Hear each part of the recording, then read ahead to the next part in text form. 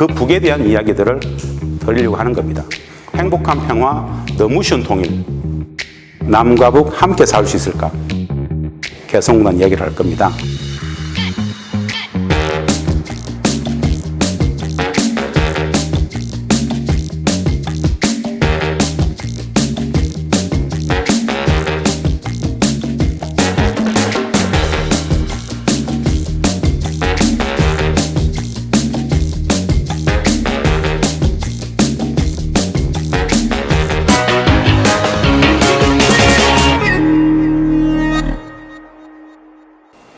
여하간의 평화, 경제, 안보, 통일, 문화의 상징이었던 개성공단은 14년간 작동이 됐습니다. 어떤 일들이 있었을까요? 사진을 통해서 한번 보겠습니다. 이렇게 만들었다는 이야기고요. 이건 개성시 뒷산인 송악산입니다. 누워있는 엄마의 행성을 하고 있다 그래서 북측 사람들은 송악산을 어머니산이라고 부릅니다. 그들의 말투로는 오마니산이죠. 누워있는 엄마의 모습, 누워있는 엄마의 모습을 형성을 하고 있습니다. 개성공단의 여름입니다. 야경입니다. 14년간 6만이 저 엄청난 곳에서 생활을 했습니다. 개성공단 이 경의선은 말입니다. 2007년도에 이미 개통이 되어 있었습니다. 개성공단이 2천만 명까지 확대가 되게 되면 개성공단의 원부자재, 완제품 일정 정도 철도가 물류를 담당할 수 있도록 하기 위해서 2007년도에 이미 남측의 문산에서 개성공단을 잇고 있는 봉동역까지 왕복 하루 2회 기차가 왔다 갔다 했습니다. 많은 국민들은 잘 모릅니다. 이미 남북 간에 2007년부터 기차가 왔다 갔다 하는 사실 잘 모릅니다. 물론 이명박 정부 들어와서 우리가 저 철도 왕복했던 것을 우리가 단절시켰습니다. 이런 것도 모릅니다. 왜? 분단체제는 그런 것들은 기사화하지 않습니다. 참으로 하는 불편한 진실이죠. 다음은 이렇게 남측에서 개성공단으로 들어가는 차량들의 모습입니다. CI캡에 다 CI캡에 써 있죠. 이렇게 개성공단에서 퇴근하는 차량들의 모습입니다. 수많은 차량들이 하루 왕복을 하고 왔다 갔다 하죠. 들어가고 나오고. 이 개성공단의 14년 역사가 바로 분단을 실제로 부정하고 넘어갔던 평화의 역사였다라는 것. 이렇게 차량들이 심사를 받죠. 차량 검사 받습니다. 남측 사람들이 개성 들어갈 때 인원 심사를 받는 모습입니다. RFID 시스템으로 그냥 칙칙칙 지나가면 됩니다. 이거는 우리 개성공업지구 지원재단이 운영했던 북측 노동자들 출퇴근 버스의 모습입니다. 이렇게 자전거로 출퇴근했던 북측 노동자가 한 3,000명 정도 있었습니다. 개성공단에는 북측의 노동자들이 5만 5천 명 있었다고 그랬습니다. 개성시 개풍군, 장풍군, 파문군 일대. 이렇게 보시면 됩니다. 1시간 반, 2시간 거리에 출퇴근 거리에 노동력으로 가용할 수 있는 노동력은 다 들어와 있었습니다. 워낙 임금이 싸기 때문에 기업들은 과잉 고용을 했습니다. 고용 자체가 돈이라고 생각했습니다. 고용 자체가 돈이죠. 그럴 수밖에 없습니다. 그래서 조금 장애가 있다라든가 우리가 봤을 때 적정 노동이 아닌 사람들도 기업들은 무조건 고용하려고 했습니다. 고용 자체가 돈이라고 봤기 때문에. 하다못해 장애가 있어가지고 더 이상 사람이 없다 그러면은 무조건 데리고 와보라고. 하다못해 우리 회사의 마당에 휴지 한 장을 하루에 줍더라도 데리고 오라고. 그래봐야 6만 3천이라고. 과잉 고용을 했다는 이야기입니다. 그 많은 사람들, 왜 이 말씀 드리느냐? 개성공단의 북측 노동자들은 특별히 선발해서 오는 사람들이 아니라는 이야기입니다. 다 그 지역 일대에서 모든 보편인 주민들이 다 들어와 있었습니다. 특별히 선발하고 자세가 할 게 없었다는 이야기입니다. 즉, 자기적으로 어떤 큰 거대한 세트장처럼 그런 거짓들이 아니란 말입니다. 일반적으로 북측을 살아가는 대부분의 사람들이 대부분 다 들어와 있었다. 개성 주변의 사람들은. 그 이야기인데요. 자, 14년 개성공단 속에서 우리가 만날 수 있었던 가장 큰 가치는 평화와 경제라고 그랬습니다. 어마어마한 평화를 만들었다는 것. 그 자체가 통일이었죠. 두 번째, 엄청난 경제적 가치를 창출했다는 것. 경제를 넘어서 그러면 먼저 평화부터 말씀드려 보겠습니다. 평화. 어떻게 평화가 오는가? 남과 북이 같이 일을 합니다. 남측에서 유통되어지는 전체 의류의 30%, 전체 속옷의 80%, 90%가 개성에서 나옵니다. 다 품종 소량성의 최적지죠. 우리 학생들 쓰는 문구용품, 굉장히 많은 문구용품들이 개성공단에서 만들어졌습니다. 우리 학생들이 입게 되는 학생들 교복 약 30, 40%가 개성공단에서 만들어졌습니다. 북측의 노동자들이 만들었죠. 그런데 이곳에서 남북의 노동자들이 같이 생활을 합니다. 이렇게 남북의 노동자들이 같이 기술 지도를 하고 같이 일을 합니다. 어떤 일이 발생할까요? 다름을 알게 됩니다. 차이를 인식하게 됩니다. 그 다름과 차이가 틀림과 나쁜 것이 아니었구나, 다름이었을 뿐이구나 하는 걸 확실히 알게 됩니다. 서로의 일정 정도의 그 생활 문화를 알게 되고 윤리를 알게 되고 도덕을 알게 되고 그들이 좋아하는 것, 그들이 싫어하는 것을 서로 알게 됨으로써, 남과 북, 북과 남이 서로를 알게 됨으로써 처음에는 몰라서 오해해서 싸웠던 사람들이 조금만 지나면 너무너무 관계들이 좋아집니다. 모든 오해들이 사라지고 이해하게 되었을 때 이미 그곳은 평화를 만들었던 곳이죠. 자본주의 사회를 살았던 우리 남측의 사람들이 사회주의 경제가 어떻다는 것을 이해하게 됩니다. 그들이 무엇을 추구하는지를 알게 됩니다. 그들이 왜 공동체성을, 집단주의 윤리가 그렇게 강한지를 알게 됩니다. 그럼 거기에 맞춰서 대우를 해주죠. 북측 사람들은 마찬가지입니다. 남측을 이해하기 시작합니다. 서로 이해하려는 노력들이 늘 공존을 하는 것이 바로 개성이었습니다. 그래서 이미 저곳은 14년간 평화를, 통일을 만들었던 기적의 공간입니다. 단 한 번도 잠시는 만나봤죠. 이벤트나 교류, 인적 교류를 통해서 잠시 2박 3일씩 4박 5일 만나보셨을 겁니다. 그런데 개성에서 우리 14년간 같이 생활해 봤습니다. 어마어마한 통일 평화의 경험입니다. 제가 이런 예를 잘 듭니다. 개성공단에는 참으로 많은 슬픈 사랑들이 있습니다. 결코 이루어질 수 없는 슬픈 사랑들이죠. 어떤 사랑이었을까요? 남과 북의 사랑입니다. 상상이 안 됩니다. 개성에서 남측과 북측 사람들이 사랑을 한다? 보편적인 상식으로서 있을 수 없는 이야기입니다. 북측 사람들하고 사랑을 한다? 이미 상상이 안 되죠. 모르니까. 그런 개념 자체가 없습니다. 그런데 같은 공간에서 같이 생활하면, 알게 되면 적지 않은 남과 북의 청춘 남자들이 호의를 갖게 됩니다. 참 슬픈 사랑입니다. 대부분 다 실패할 수밖에 없죠. 개성에서의 사랑은 어떻게 실패합니까? 개성공단에서 남과 북의 사랑이 실패하는 건 딱 한 가지 상황일 때입니다. 주변 사람들이 그 사랑을 알게 되었을 때, 저 애들 좀 이상한 거 아니야? 썸 맞지? 서로 좋아하는 감정이지? 라고 주변 사람들이 수군거리기 시작했을 때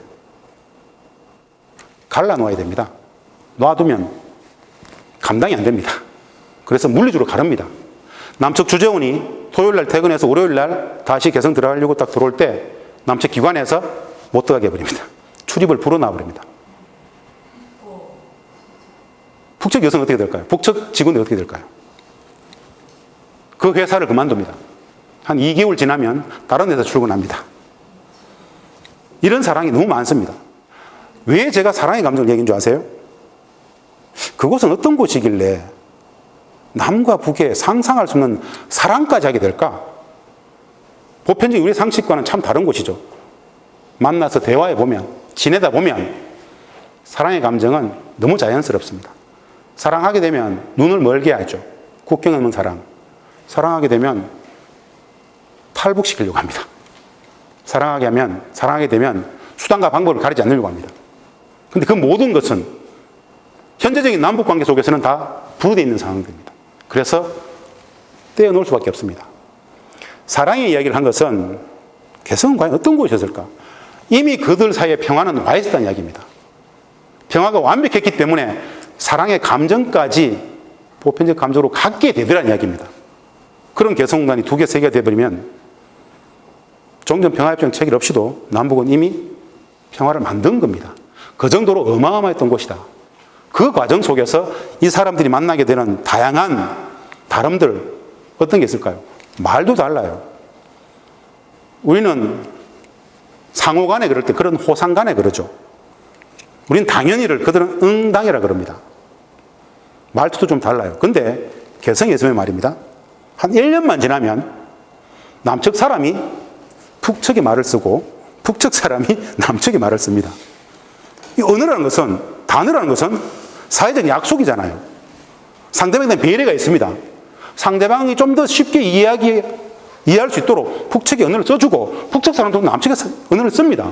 나중에 보고 있으면 한 4, 5년 지나면 누가 남측 사람인지 잘 구분이 안 됩니다. 이게 바로 평화의, 이게 통일입니다. 참으로 많은 다름들을 배워갑니다. 사고방식도 배워갑니다. 집단성으로 배웁니다. 집단 속에서 이 개인적 가치 이런 부분들 우리는 내려놓으려고 하죠. 그들은 개인주의를 배웁니다. 이 문화적 상호 교호작용이 어마어마하게 작동되는 것이 바로 개성공단이었습니다. 그래서 분단체제를 심하고 졌던 사람들은 이 개성을 어떻게든 막으려고 합니다. 함께 일하는 남과 북, 이들은 초기에는 쭈삣쭈삣 서로 경계감도 없지 않았겠지만은 조금만 지나면 진짜 친해집니다. 한 가지 이런 공통된 경험들이 있습니다. 개성공단에 근무했던 남측 주재원들 이야기를 좀 드려보겠습니다. 누구나 똑같이 겪게 되는 한 가지 분단체제의 비극적 상황 한 가지를 말씀드리고 싶습니다. 개성공단에 주재했던 남측 주재원들은 남측 본사에서 개성지사로 인사발령되면 가야 되는 겁니다. 가기 싫어도 가야 됩니다. 물론 가기 전에 집에서 난리가 나죠. 가지 마라, 위험하다, 수많은 이야기들이 있죠. 다 거짓입니다. 근데 그게 보편적인 상식이에요, 남측에서는. 이왕간에 갔습니다. 첫 출근을 했습니다. 북측 사람들 조금 두렵기도 하고 경계감도 있고 이렇게 쭈삣쭈삣 봅니다. 조금씩 친해지죠. 한 3개월 만에 서울에 있다가 친구들 만나봤어요. 친구들 보자 그래서 술자리를 나가봤습니다. 대화를 하다가 남측 친구들이 묻습니다. 야, 북측 애들 어떻더노? 빨개들 괜찮더나? 여러 가지 북측의 경험들을 이제 얘기 들으려고 합니다. 이 친구는 그냥 자기가 본 대로 이야기하기 시작합니다. 그러면 남측 친구들하고 조금씩 싸우기 시작합니다. 이 자식 간지 3개월밖에 안 된 게 빨갱이 다 됐다라는 식으로 이야기를 합니다. 본 것을 이야기했을 뿐인데 6개월 후에 다시 만났습니다. 다시 술을 먹습니다. 대판 싸웁니다. 아가 이상해졌다고 생각합니다. 남측 친구들은 애가 이상해졌다고 생각합니다. 근데 남측 이 개성에 근무하는 남측 주재원은 그게 다가 아니야 이 자식아. 분단이라는 게 이상한 거야. 나도 그런 줄 알았는데 아니더라. 이러면 싸우게 됩니다. 세 번째는 안 만납니다. 개성공단의 남측 주재원들이 누구나 똑같이 겪게 되는 하나의 과정인데요. 나중에 되면 개성공단 남측 주재원들은 서울에 와서 어떻게 뭐 하는 줄 아세요? 개성공단 사람들끼리만 모여서 술 먹습니다. 다 단절됩니다. 이게 분단체제입니다. 그들이 진심으로 본 것에 대해서 이야기했을 뿐인데 주변 사람들은 굉장히 낯설어하고 이상하게 생각하고 너 종북 용공 다 된 것 같다 야 이렇게 이야기합니다. 이거 절대 진짜 결코 설득이 안 됩니다. 그만큼 분단은 체제로서 엄격하게 작동됩니다. 자기 와이프, 자기 남편을 설득시킬 수 있을까요? 설득 안 됩니다. 자기 부모님 설득시킬 수 있을까요? 자기가 개성에서 겪었던 그 많은 것들을 사실 이렇던데요. 이걸 설명 아무리 해봐도 구조와 체제적으로 늘 주입하는 그 분단, 북에 대한 이미지를 결코 그 개인 한 사람은 감당하지 못합니다. 바로 개성에서의 남과 북의 문화의 상호 교호작용이라는 것인데요. 이렇게 남과 북의 노동자들이 같이 일합니다. 사랑의 감정까지 느낄 수 있을 정도로. 처음에는 참 척은하기도 하고 나중에는 같이 희낙낙 술 먹고 노래하고 놀다 보면 이미 그곳이 통일이죠. 북측 노동자들이 운동하는 모습입니다. 오전 오후 10분씩 나와서 운동하죠. 쉬는 시간에 배구하고 식사하고 이런 여가노릇 똑같습니다. 여가 시간에 체육활동하는 북측 노동자의 모습이고요. 북측의 집단주의를 우리는 옆에서 보게 됩니다. 집단주의, 공동체. 우리는 보통 쉬는 시간에 뭐 하죠? 자죠. 노동강도 굉장히 세지 않습니까? 근데 북측 사람들은 5분만 시간 나도 같이 모여서 노래하든지 기타 치든지 하여튼 같이 있습니다. 하여튼 같이 있습니다. 우리는 굉장히 낯선 문화입니다. 왜 저는 항상 같이 모여 있을까?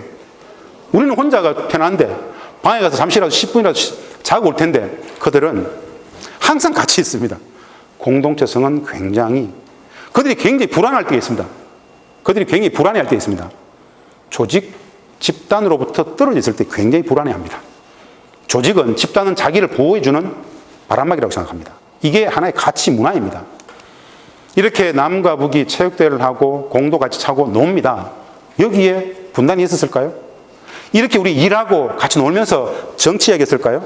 통일 이야기했을까요? 평화를 이야기했을까요? 안 했습니다. 그냥 직장의 동료였을 뿐이에요. 그냥 직장의 동료였을 뿐이에요.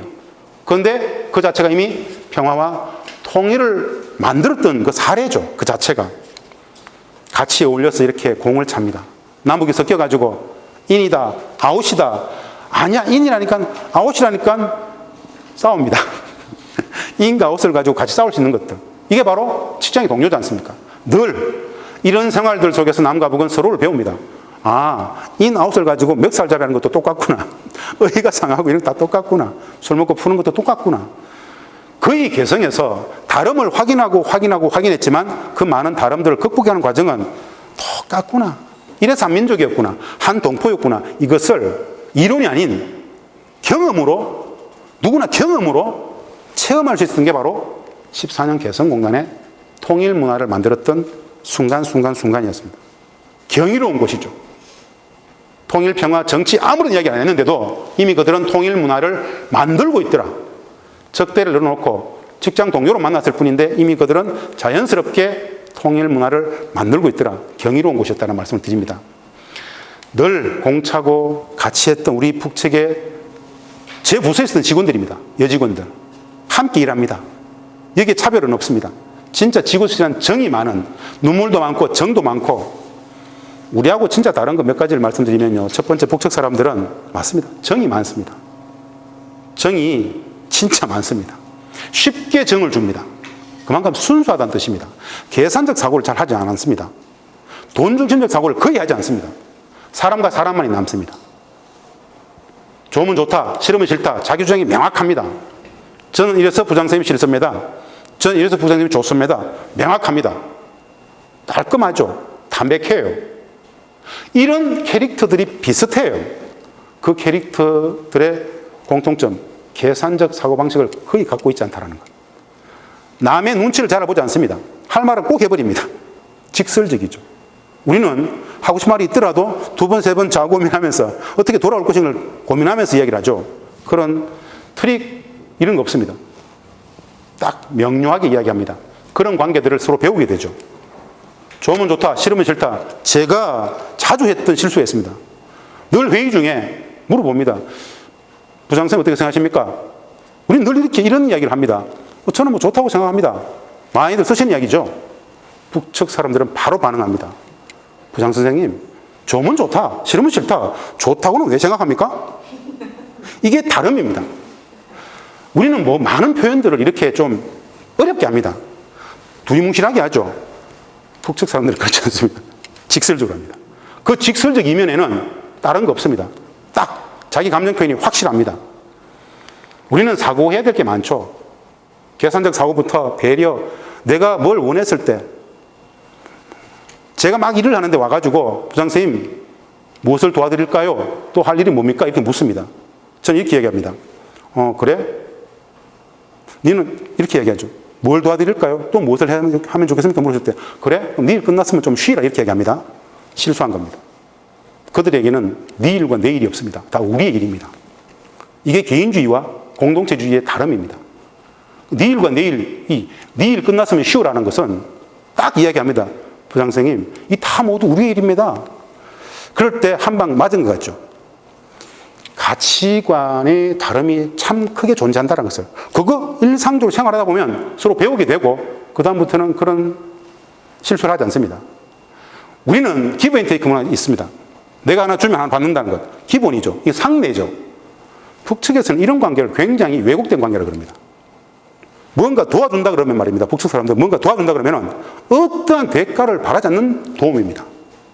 아니 뭐 도움을 받았으면 도움을 줄 수 있는 것이지. 그건 계산된 사고방식이라고 생각합니다. 사람과 사람의 본질적 관계를 훼손한다고 생각해요. 아주 우스운 이야기입니다. 우리의 가치 규범 속에서는 내가 당연히 도와줬으면 도움 받는 건 당연한 거 아니야? 라고 생각하지만 그들이 제가 뭘 도와드리겠습니까? 라고 나올 때는 어떠한 대가도 바라지 않는 도움입니다.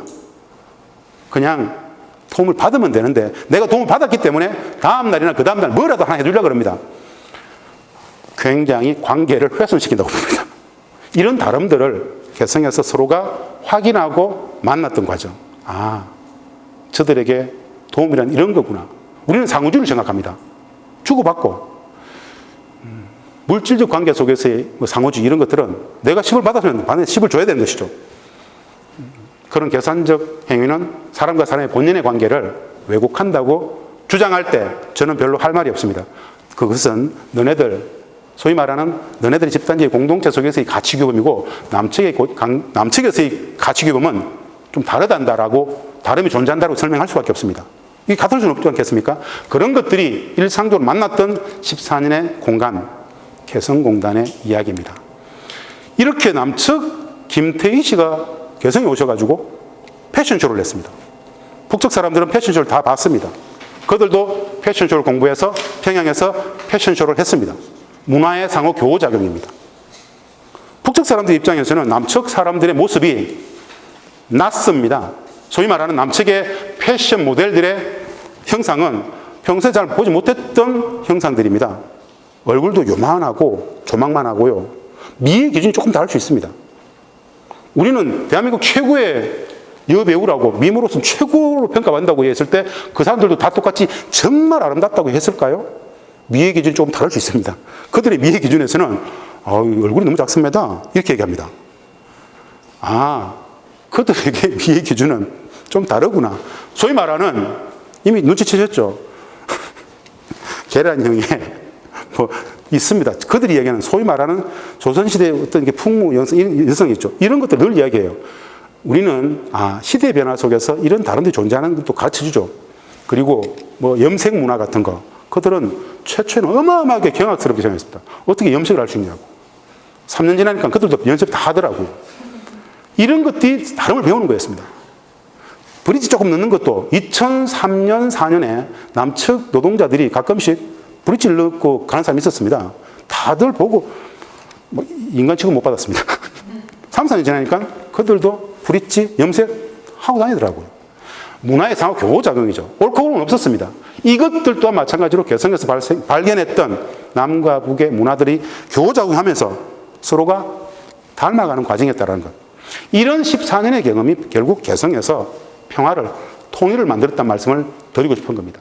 다음, 마지막입니다. 이제 꼭 이야기해야 될 것이 한 가지 있습니다. 꼭 한 가지. 북측 사람들은 굉장히 싫어하는 한 가지입니다. 경제적 부가가치는 얼마나 창출했는가. 우리가 개성공단을 돈의 문제로 따지면 그들은 뭔가 조금 마음대로 하지 않습니다. 평화를 만들던 곳이지 무슨 돈, 이렇게 얘기합니다. 이해되세요?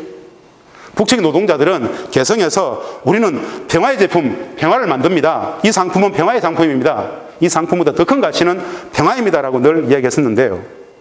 그래도 기업들은 경제적 부가가치를 창출해야 지속 가능하지 않겠습니까? 제가 이미 마두에 말씀드렸죠. 개성공단의 경제적 가치. 전 세계 어느 공단보다도 개성공단은 압도적으로 부가가치를 창출한다는 말씀드렸죠. 그 이야기입니다.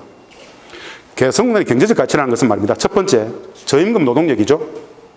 고품질 생산력입니다. 말이 통하죠. 물류가 1시간밖에 안 걸리죠. 어마어마한 조건입니다. 진짜 가장 좋은 조건은 저임금 노동력이라는 것도 맞지만 세계 최고의 품질 경쟁력을 담보합니다. 상상이 안 될 거예요. 한 달에 63,000원. 우리가 2015년도에 가장 많이 줬을 때 한 달 북측 노동자 한 명에게 들어갔던 임금 다 합쳐가지고 약 16만 원 됩니다. 16만 원 내외. 우리 국내에 들어와 있는 외국인 노동자 한 명을 데리고 쓸 수 있으면 개성에서는 13명 정도의 북측 노동자를 쓸 수 있습니다. 13명. 그런데 이 한 명은 남측 노동자의 생산성, 기술력보다 더 뛰어난 생산성을 담보합니다. 이게 왜 가능할까요?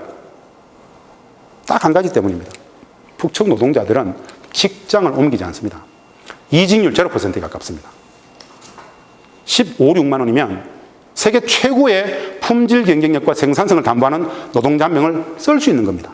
이게 개성공단의 압도적 경쟁력을 담보했던 가치입니다. 말도 통해, 정서가 같아, 음식도 비슷해, 일은 진짜 잘해, 품질 경쟁력이 엄청나. 그런데 임금의 수준은 세계 최저의 임금 수준입니다.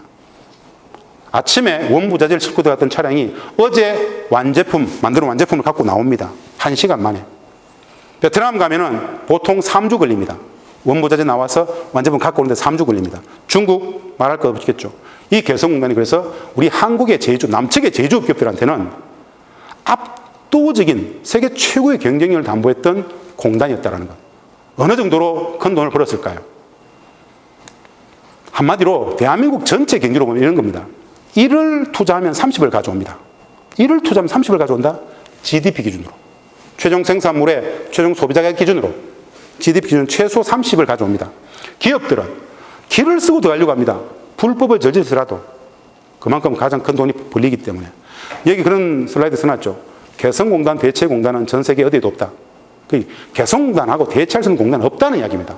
워낙 압도적인 경쟁력을 담보한다는 것이죠. 두 번째, 개성에서 돈을 못 벌면 이미 그것은 기업이 아니다. 이 두 문장은 개성공단 입주기업 사장님들께서 늘 하셨던 이야기입니다. 어마어마한 평화를 만들었던 곳이에요. 근데 기업들한테는 어마어마한 압도적 경제적 부가가치 창출을 담보해줬던 곳이에요. 평화와 경제 번영이 같이 구현되는 곳이에요. 바로 평화경제의 상징이 바로 개성공단이었습니다. 이 개성공단을 바로 우리가 닫았다는 것. 남북관계 역사성도 모르고 남북관계 역사성도 모르고 분단체제 심화의 이데올로기로서 개성공단의 진실들을 은폐하고 우리가 닫았다는 것. 참혹한 이야기죠. 근데 대부분 국민들은 이 사실 자체를 모릅니다. 몰라도 될까요? 진짜 몰라도 될까요? 국민행복의 근간인 평화, 내지는 통일문화, 그리고 경제적 번영까지 담보했던 게 개성공단이었고, 이런 개성공단이 두 개, 세 개가 되는 것이 남북경협 평화경제인데 이 영역을 모르고 국민행복을 이야기할 수 있을까요? 최소한 그곳에서 북측의 노동자들이 한 달에 그 어마어마한 부가가치를 창출하고 같이 통일과 평화를 만들면서 한 달에 6만 3천 원에서 15만 원 받았다는 그 사실관계는 알아야 되지 않겠습니까? 그러면 어떠한 다른 이슬이 필요 없죠. 개성공단 지역에. 그것이 바로 국민행복을 만들어가는 시금석이죠. 한반도의 분단체제가 국익적 전략인 미국의 이해관계 속에서는 개성공단은 결코 용납되어서는 안 되는 공간입니다. 미국은 최초부터 개성공단을 반대했습니다. 2000년 6.15 공동선언에서 남과 북이 합의했을 때도 반대했습니다. 개성공단 착공식 할 때도 적절차도 반대했습니다. 노무현 정부는 그냥 남과 북이 합의했기 때문에 밀어붙였기 때문에 공단을 가동할 수 있었습니다. 공단에서 엄청난 부가가치 창출될 때도 미국은 닫아야 된다고 얘기했습니다. 그래서 조직적으로 언론 플레이를 했죠. 개성공단은 북측 정권의 달러박스다.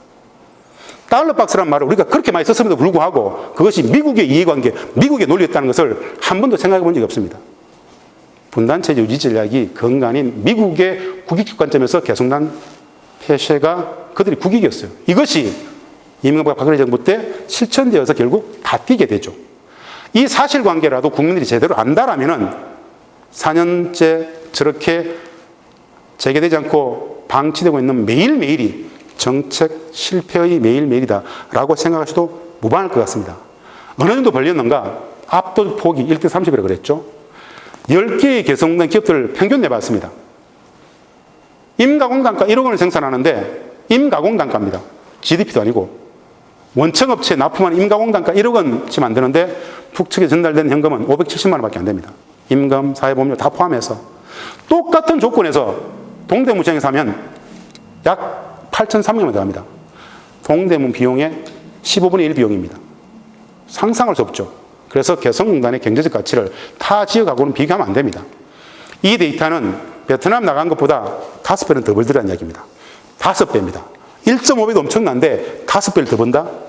이런 곳은 없습니다. 그래서 개성공단의 경제적 가치를 타 공단하고 비교하는 게 아닙니다. 어차피 특혜였기 때문에. 이런 개성공단이 2개, 3개 확대가 되는 것이 바로 대한민국의 구조적 저성장, 제조업 경쟁력이 중국한테 추월 당했기 때문에 저성장이 왔는데 이 구조적 한계를 넘어갈 수 있는 압도적인 물리적 환경이 바로 남북경협의 재개입니다. 평화경제, 개성공단 재개, 제2제3의 개성공단을 만드는 것, 소위 말하는 2007년 14선언을 합의했던 제2제3의 개성공단을 많이 만들자고 했던 그 합의를 실천하는 과정이 평화를, 경제를, 두 마리 토끼를 다 잡고 국민 행복을 만들 수 있는 근간이다라는 것이죠. 왜 우리는 이 엄청난 사실들을 몰랐을까요? 몰라도 되는 것일까요? 진짜 몰라도 됐던 것일까요?